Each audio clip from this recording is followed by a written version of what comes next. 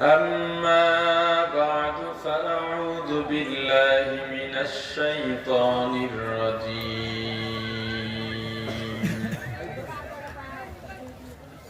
بسم الله الرحمن الرحيم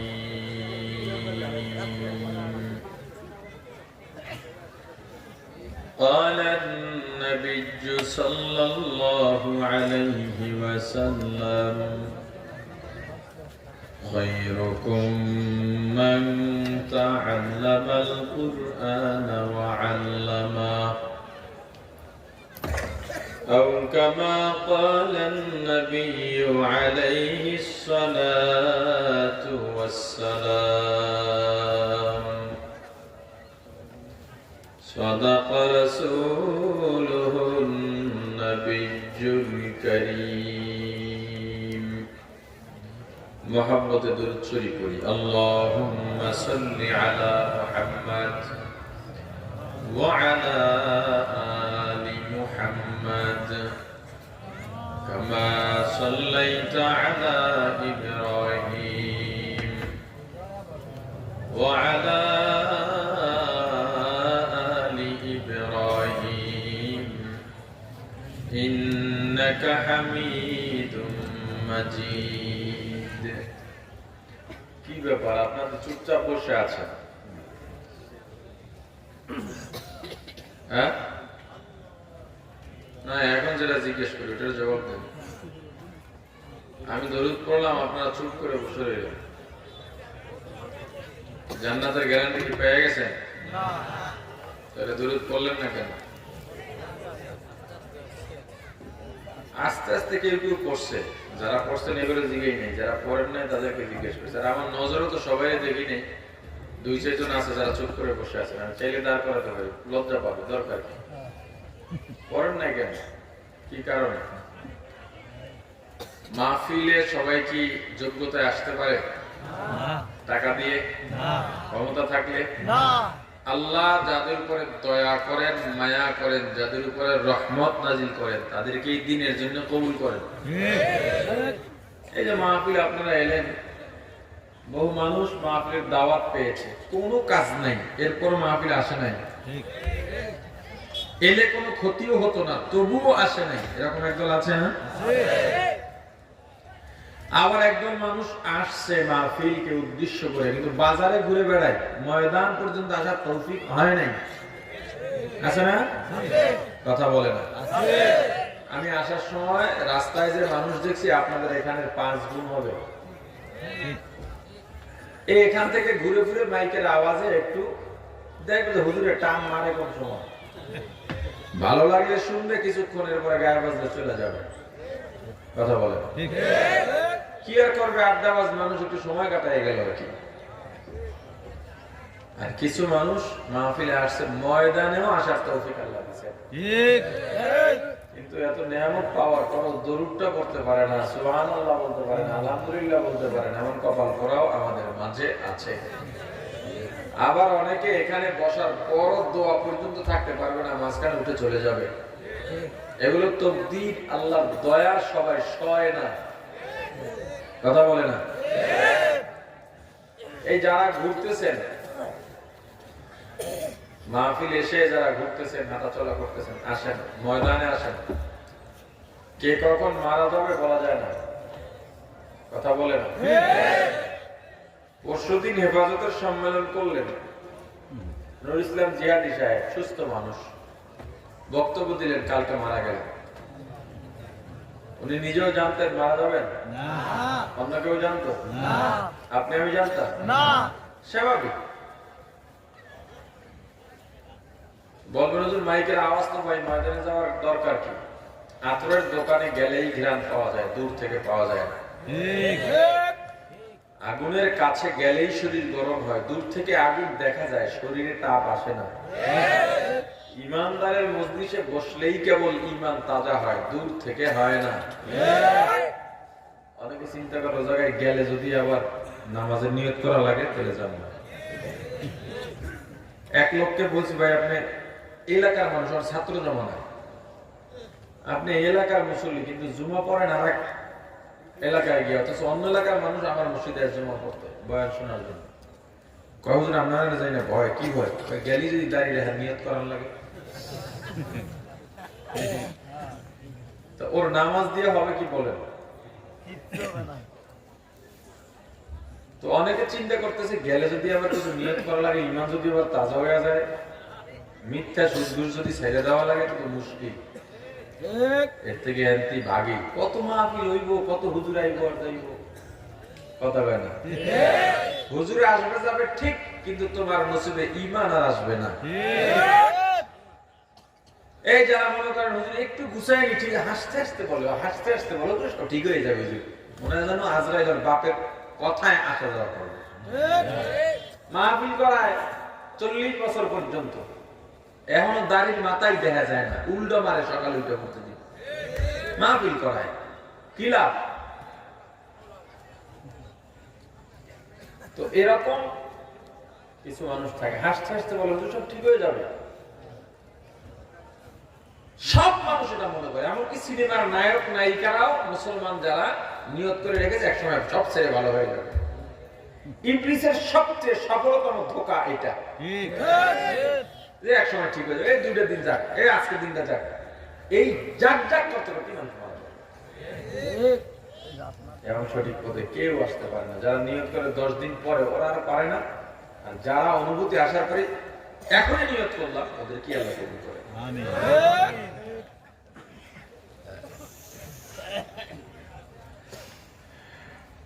দরুদ পড়বেন সবাই ইনশাআল্লাহ, ঠিক আছে? এই রাস্তায় এসে কেউ দাঁড়াতে পারবে না, তো ভিতরে ঢুকে বসবে, না হয় এখানে চোখের আড়ালের বাইরে থাকবে। পছন্দ হলে ময়দানে বসে ঢুকবে ইনশাআল্লাহ। সবাই দরুদ শরীফ পড়ি। আল্লাহুম্মা সাল্লি আলা মুহাম্মাদ ওয়া আলা আলি মুহাম্মাদ কামা সাল্লাইতা আলা ইব্রাহিম ওয়া আলা আলি ইব্রাহিম ইন্নাকা হামিদুম মাজিদ। اللهم بارك على محمد وعلى آل محمد كما باركت على إبراهيم وعلى آل إبراهيم إنك حميد مجيد। الحمد لله। ধুলিয়াট কেরাতুল কোরআন কওমিয়া হাফিজিয়া মাদ্রাসার উদ্যোগে হাফেজ ছাত্রদের পাগড়ি প্রদান উপলক্ষে ৫ম বার্ষিক ওয়াজ মাহফিল ও হালকায়ে জিকিরের সমাপনী অধিবেশনের মুহতারাম সভাপতি মুআজ্জাজ মুকাররম হযরত উলামায়ে কেরাম, দূর দূরান্ত থেকে আগত ইসলাম প্রিয়, দিন প্রিয়, মর্দে মুজাহিদ, আল্লাহ রাব্বুল আলামিনের আশিকিন জাকিরিন মুসলমান ভাইরা, কলিজার টুকরা সমবয়সী যুবক ও ছাত্র বন্ধুগণ, পর্দানিশী মা ও বোনেরা, আল্লাহ তাআলা দরবারে লাখ কোটি শুকর ও সুজুদ যেই মহান রব্বুল আলামিন আমাদেরকে হায়াতে তৈয়বা দান করে দুনিয়ার জান্নাতের বাগান কোরআন ও সুন্নাহর আলোচনার এই মোবারক মজলিসে আশা ও বসার মতো তৌফিক দান করেছেন, আলোচনা শোনার মতো সুযোগ করে দিয়েছেন, এজন্য শুকরিয়া আদায় করি আলহামদুলিল্লাহ।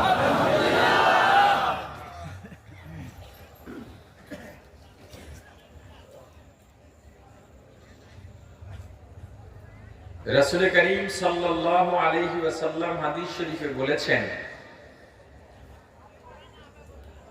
পৃথিবীতে 2 ধরনের মানুষ সব থেকে ভালো। কয় ধরনের মানুষ ভালো? 2 ধরনের।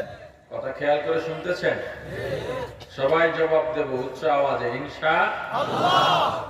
আল্লাহর রাসূল সাল্লাল্লাহু আলাইহি ওয়াসাল্লাম কয় ধরনের মানুষকে ভালো বলেছেন? 2 ধরনের। কে ভালো বলেছেন? আল্লাহ। জোরে আল্লাহর রাসূল। আল্লাহর রাসূল সাল্লাল্লাহু আলাইহি ওয়াসাল্লাম।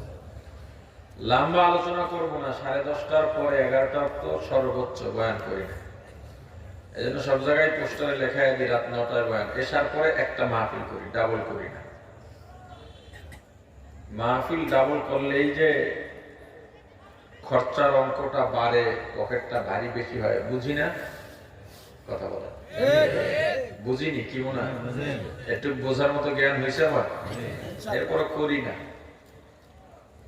কারণ হলো অনেকগুলো ক্ষতি, দিনের ক্ষতি, আমলের ক্ষতি। এজন্য যাই হোক, উঠতে দেরি হয়ে গেছে। আমি মোটামুটি আমার নির্ধারিত টাইমের কাছাকাছি সময় আসছে। আজকে যে আসতে পারবো সেটাই তো মুশকিল। ঢাকায় ছাত্র আন্দোলন চলে, গাড়ি ঘোড়া সবকিছু যানজট, আলহামদুলিল্লাহ আসতে পেরেছি। মাদ্রাসার চাহিদার কারণে একটু পরে বসতে হয়েছে, তবে আলোচনা অধিক রাত করবো না, যেহেতু দিনই স্বার্থে মাহফিল, ঠিক না? অধিক রাত হয়ে মানুষের কষ্ট দেওয়া, ইবাদতের ক্ষতি হওয়া, এগুলোর ব্যাপারে আমাদের সচেতন থাকা উচিত, দরকার। মোলাক্কাস কথাগুলো বলবো, খেয়াল করে শুনবেন এবং কথাগুলো আমলে নেওয়ার চেষ্টা করবেন। পৃথিবীতে কয় ধরনের মানুষ ভালো? জোরে কে বলেছেন? এক, যারা কোরআন শেখে। দুই ধরনের মানুষের এক ধরনের মানুষ কারা? যারা বলেন দুই নম্বরে যারা কোরআন শিখান। দুই নম্বরে যারা শেখে তাদেরকে ছাত্র বলে। কি বলে? যারা শিখান তাদেরকে শিক্ষক বলে। কি বলে? অতএব কোরআনের ছাত্র এবং শিক্ষক পৃথিবীর সব থেকে ভালো। কে বলেছেন? এবার বলেন, কোরআন শিক্ষা দেওয়া হয় কোথায়? Primary, KG school, kindergarten, high school, college, varsity, কোথায়? অতএব পৃথিবীর সর্বশ্রেষ্ঠ এবং সর্বোত্তম শিক্ষা প্রতিষ্ঠান হলো মাদ্রাসা। কে বলেছেন? বলেন। এবার বলেন, মাদ্রাসায় যারা পড়ে আর পড়ান, মাদ্রাসায় যারা কোরআন শেখে আর শেখান, মাদ্রাসার ছাত্র শিক্ষক দেখলে আমরা কি বলে ডাকবি? অতএব পৃথিবীতে হুজুররা সব থেকে ভালো। এখন হুজুরদেরকে তুমি যেমন জানো সেটা তোমার ব্যাপার, তোমার জানা না জানায় হুজুরদের কিচ্ছু আসে যায় না। হুজুরদের শ্রেষ্ঠত্বের সনদ দিয়েছেন মুহাম্মদুর রাসূলুল্লাহ। আল্লাহ রাসূল হুজুরদেরকে সব থেকে ভালো বলছেন। হুজুরদের গালি দেবেন কে কে রাজি আছেন? কথা বলেন। তাহলে যারা গালি দেয় তারা পক্ষান্তরে হুজুরকেই গালি দিলেন, রাসূলকেই গালি দিলেন। আমার বাবাকে গালি দিলে আমি আপনাকে ছাড়বো না? আমার ছেলেকে গালি দিলে আপনাকে ছাড়বো না? আল্লাহ রাসূল যাদেরকে ভালো বলেছেন, শুধু ভালো না, পৃথিবীর সব থেকে ভালো, তাদেরকে আপনি গালি দিয়া ওই রাসূলের সুপারিশ চান? না।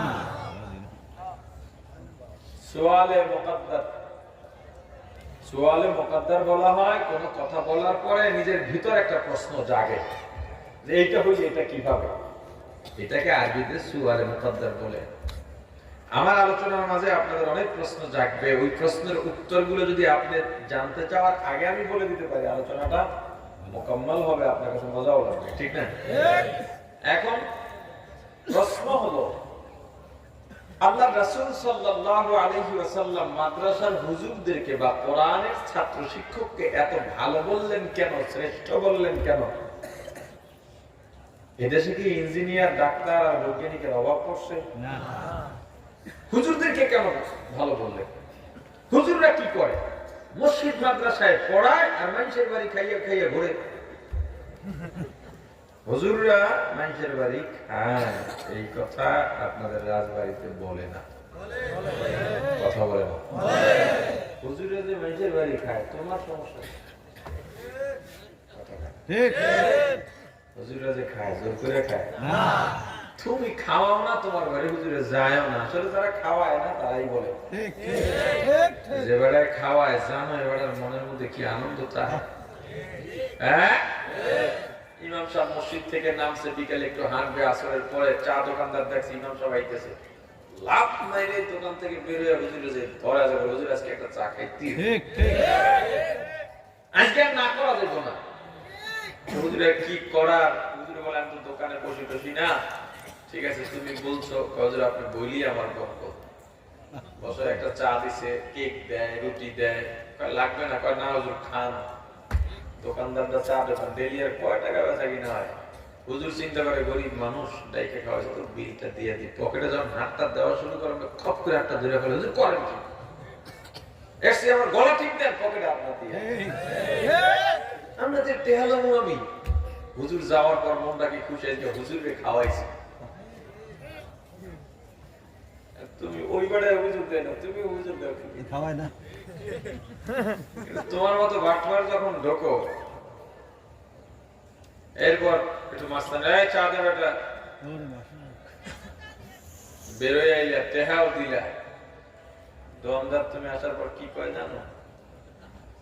দোকানদার নাপক করে দিয়েছ।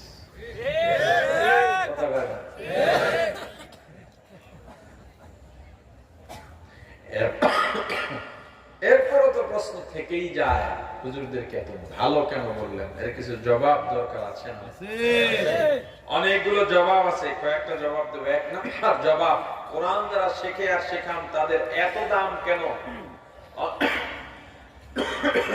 অনেকগুলো জবাবের এক নাম্বার জবাব, কোরআন না শেখলে মানুষ মানুষই হতে পারে না। কোরআন শেখার দ্বারা মানুষ প্রকৃত মানুষ হয়। এই জন্য কোরআন শেখার দাম, কোরআন যারা শেখে এদের দাম দুনিয়ার সব থেকে বেশি। কোরআন না শিখলে যে মানুষ মানুষই হতে পারে না, কোরআন শেখার দ্বারাই যে মানুষ মানুষ হয়, প্রমাণ লাগবে না? না মন করা বললে হবে? দেখেন আল্লাহ কি বলেন, আর রহমান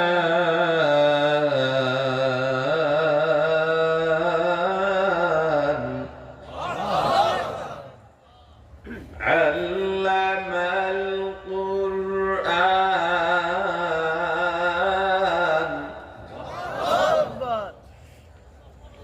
খালাকাল ইনসান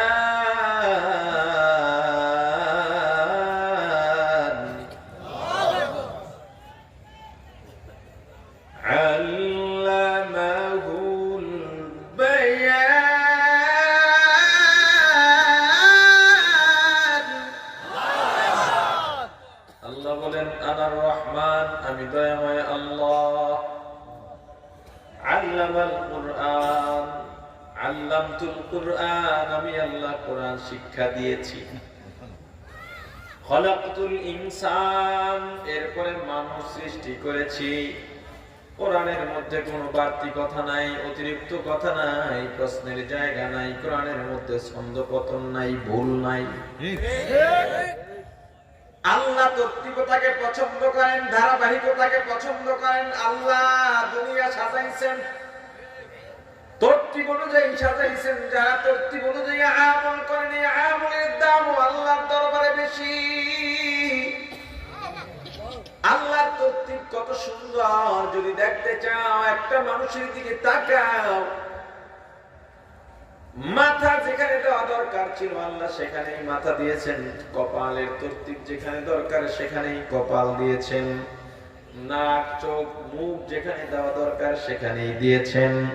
আল্লাহ তত্ত্বিকতাকে পছন্দ করেন। এবার বুঝে শুনে উত্তর দিবেন, ভালো করে শুনবেন। আমরা দুনিয়াতে আগে জন্মগ্রহণ করেছি নাকি মাদ্রাসায় ভর্তি হয়েছি? জোরে আগে জন্ম না শিক্ষা? জোরে তৃপ্ত হবে কি আগে, এরপরে এটাই সিরিয়াল। কিন্তু সূরাতুর রহমান এমন এক গুরুত্বপূর্ণ সূরা, কিয়ামতের ময়দানে আল্লাহ রাব্বুল আলামিন জান্নাতীদের একত্র করে জান্নাতীদের সমাবেশ ঘটাইয়া জান্নাতীদের অন্তরকে শান্ত করার জন্য সূরাতুর রহমান আল্লাহ নিজ জবানে, কুদরতি জবানে তেলাওয়াত করে শোনাবেন। সুবহানাল্লাহ। এত মধুর তেলাওয়াত হবে, এত মধুর তেলাওয়াত। আল্লাহর সুরের ঝংকারে জান্নাতীরা আবেগ আপ্লুত হয়ে বছরের পর বছর বেহুশ হয়ে পড়ে থাকবে।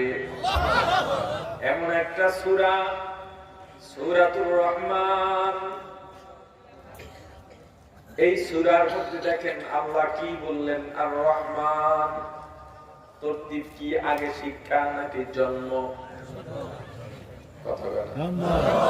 আল্লাহর কি বলা দরকার ছিল, আমি আল্লাহ মানুষ সৃষ্টি করেছি, কোরআন শিক্ষা দিয়েছি। কথা বলেন, কারণ এটাই তো সিরিয়াল। কিন্তু আল্লাহ সিরিয়াল ভেঙে ফেললেন। আল্লাহ বললেন আনার রহমান, আমি দয়াময় আল্লাহ, আল্লামতুল কুরআন, কোরআন শিক্ষা দিয়েছি। এরপরে বলেছেন খালাকতুল ইনসান, মানুষ সৃষ্টি করেছি। আল্লাহ আগে কি বললেন? কথা কয় না, না আপনাদের মাঝে আলোচনা করে মজা পেতাম না, আমার কথা জবাব দিতে হবে সবার। আল্লাহ আগে শিক্ষার কথা বললেন না জন্মের কথা বললেন? অথচ আমরা আগে জানি আমাদের জন্ম হয়, জন্ম না দিয়ে আল্লাহ কেমনে শিখাইলেন? তাহলে এত বড় কোরআন দুই জায়গায় ছন্দ পতন ঘটতেও পারে, এই জায়গায় তাই ঘটছে মনে হয়। হ্যাঁ, নাউজুবিল্লাহ, প্রশ্নই আসে না। মুফাসসিরিনে কেরাম বলেন আল্লাহ যেটা বলছেন এটাই ঠিক, এটাই সিরিয়াল। যদি জানতে চাও, বুঝতে চাও, জানতে হবে পৃথিবীতে মানুষ হলো দুই প্রকার। কয় প্রকার? এবার আপনি আর আমি কম্পেয়ার করব। আপনারটা আপনি করবেন, আমারটা আমি করব। আমি মানুষ হিসেবে কোন অবস্থানে আছি? আমাদের অঞ্চলে, আপনাদের অঞ্চলের খবর জানি না, আমাদের অঞ্চলে যার টাকা পয়সা হয় মানুষ বলে মানুষ হয়ে গেছে, দেহা হইলেই বলে মানুষ হয়। আপনাদের অঞ্চলে এরকম বলে নাকি? দেহা পয়সা হইলে কি কয়? মানুষ হয়ে গেছে। এটা আত্মীয় মানুষ, মল্ল লাখটা।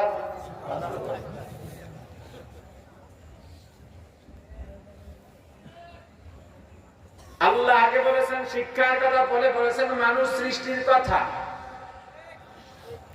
আল্লাহর তরতিব ঠিক আছে, আল্লাহ ঠিক। তুমি আমার বোঝার মধ্যে ঝামেলা। যদি বুঝতে চাও, জানতে হবে পৃথিবীতে মানুষ হলো কয় প্রকার। আওয়াজ দিয়া কম। এক প্রকারের মানুষ জন্মসূত্রের মানুষ, আর এক প্রকারের মানুষ গুণগত মানুষ।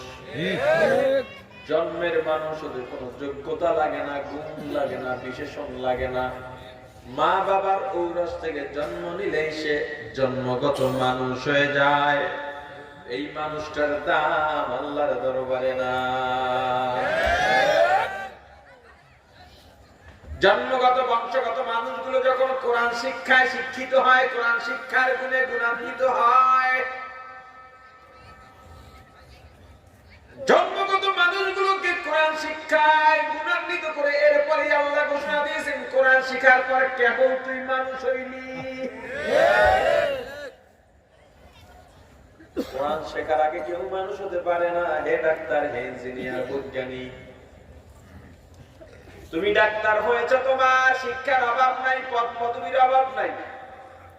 তবে তোমার শিক্ষার মধ্যে যদি কোরআনের শিক্ষা না থাকে, ডাক্তার তুমি ডাক্তার হতে পেরেছ বটে, কিন্তু আল্লাহর আদালতে তুমি এখনো মানুষ হতে পারো না।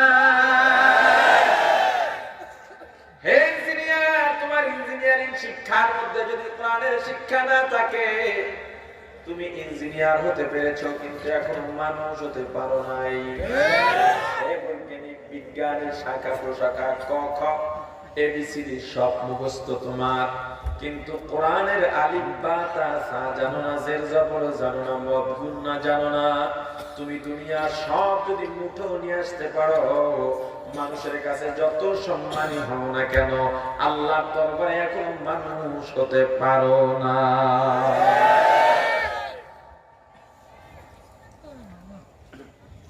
আর রহমান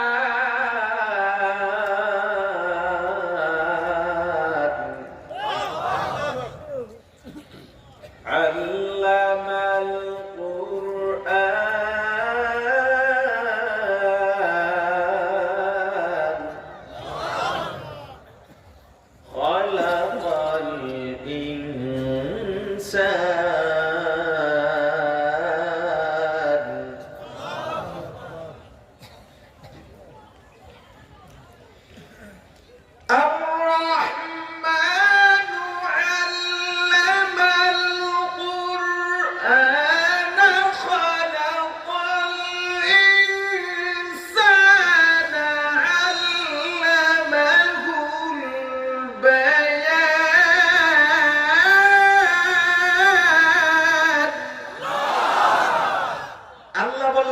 কোরআন শিক্ষা দিয়া মানুষ বানাইছি, কেবল তো তুমি মানুষ হইলা। এরপরে আল্লাহুল বায়ান, কেবল মানুষ বানাইছি, মানুষ হওয়ার পর কথা শিখাইলাম। কথা শিখাইছেন মানুষ হওয়ার পর, মানুষ হওয়ার আগে কোরআন শিখাইছেন। মানুষ হওয়ার আগে কোরআন শিখাইয়া মানুষ বানাইছেন, এরপরে কথা শিখাইছেন। তো যার মধ্যে কোরআনের শিক্ষা নেই, কথার কোনো দাম নেই। বোঝা গেল হুজুরের তো দামি দামি, হুজুর কথার দাম আছে। কথা বলেন, তোমার কাছে হুজুরের কথার দাম না থাকতে পারে। তোমরা তো মনে করো এলাকার ইমাম সাহেব মাথার তার সবাই বাড়ি ওয়াক্তে ওয়াক্তে দাওয়াত দিয়ে খাওয়াই, মুরগির রাত খাওয়াই, কিন্তু এই হুজুর যদি মেম্বারিতে দাঁড়ায় ভোট দেয় না, কারণ অযোগ্য মনে করে। কি মনে করে? মাঠে একটা বিচার চলতেছে, এলাকার চেয়ারম্যান, মেম্বার, কাউন্সিলর, পৌরসভা সবাই আছে, বড় মাতবর, টাকাওয়ালা সব আছে, চৌধুরী সাহেব আছে, খান সাহেব আছে, আরো বড় বড় সাহেব আছে, ইমাম সাহেব আছে। এবার এখানে কি হয়? হুজুর সাহেব আপনি বুঝবেন না, মসজিদে যান। হুজুর বুঝবে না, তুমি বুঝবা কেন? একটা কথা স্মরণ রাখবা, পৃথিবীতে যতটা সোনালী যুগ রচিত হয়েছে, বাঘ আর হরিণ শত্রুতা ভুলে এক ঘাটে পানি খেয়েছে, সুন্দরী যুবতী অমাবস্যার অন্ধকার রাতে একা হেঁটেছে, ইজ্জত হারাবার ভয় করে নাই, সেই শাসন আমল ছিল টুপিওয়ালার শাসন। হুজুর বোঝে না, তুমি খুব বুঝো। তুমি বুঝতে বুঝতে কি করছো? সোয়াবিনের দাম মাথায় উঠেছো। তোমরা বুঝতে বুঝতে কি করছো? ঘরে ঘরে চোর ঢুকাইছো। বুঝতে বুঝতে সুদ আর ঘুষ ব্যাপক করে দিয়েছো। শিক্ষার্থীদের হাতে কলমের বদলে অস্ত্র তুলে দিয়েছো।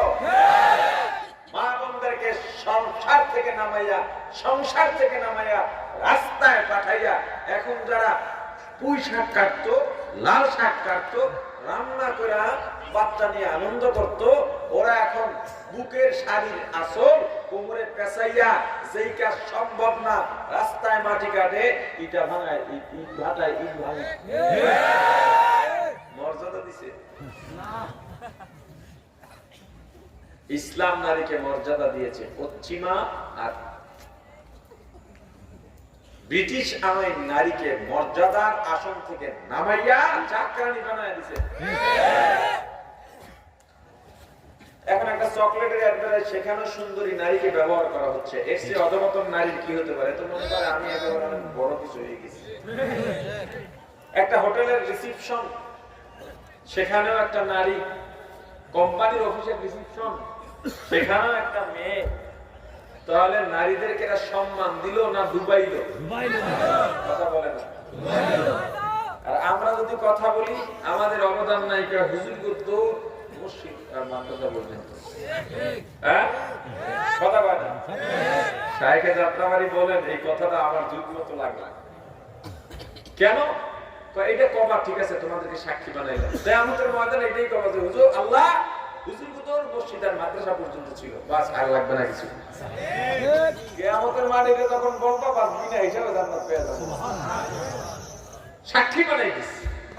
হ্যাঁ, সাক্ষী হও, বলো হুজুরদের মসজিদ আর মাদ্রাসা পর্যন্ত। সমস্যা কি? আর কোথায় দৌড়ানো যাবে বলো? সংসদে, মসজিদে আমগুলোকে সংসদ, প্রতি সপ্তাহে ভাষণ চলে। প্রতি সপ্তাহে ভাষণ চলে। আইন কানুন, মাদ্রাসায় আইন কানুন সব আছে। কোরআন সুন্নাহ রাসূলের আদর্শে কি রাষ্ট্র পরিচালনায় ব্যর্থ? হ্যাঁ, অর্থনীতিতে ব্যর্থ, সমাজনীতিতে ব্যর্থ। বরং কোরআন সুন্নাহ এবং রাসূলের আদর্শ মতেই যদি সমাজ চালাও, ওই সমাজে শান্তির অভাব থাকবে না। এটা বুঝে, আপনারা বুঝেন, ভালো করে বুঝেন, আপনারা ভালো করে বুঝেন, অন্তরে আছে। যদি এখানে একজন হুজুর চেয়ারম্যান হয়, একজন মাওলানা সাহেব মেম্বার হয়, এমপি হয়, তাহলে আমাদের এই এলাকায় দুর্নীতি কম হবে বা হবেই না, হইলেও কম হবে। এটা বোঝেন, এরপরে হুজুরের ভোট দেয় না।